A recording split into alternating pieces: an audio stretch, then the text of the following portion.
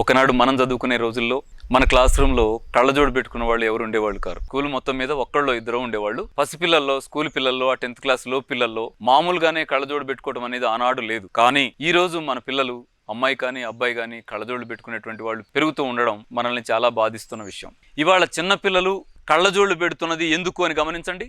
ఇది చదివే పుస్తకం దగ్గరది కనపడకపోవడం ఒక భాగం అయితే, దూరంగా ఉన్నది కనపడకపోవడం అనేది చాలా ఎక్కువగా సమస్యలు ఉన్నాయి. ఇవాళ ఫస్ట్ కళ్ళు పోగొట్టానుకున్నటువంటి మన ఇంట్లో ఉన్న శత్రువు ఎవరంటే టీవీలు ఆనాడు మన ఇళ్లలో లేని రోజుల్లో మన కళ్ళకి కళ్ళజోళ్ళు లేవు.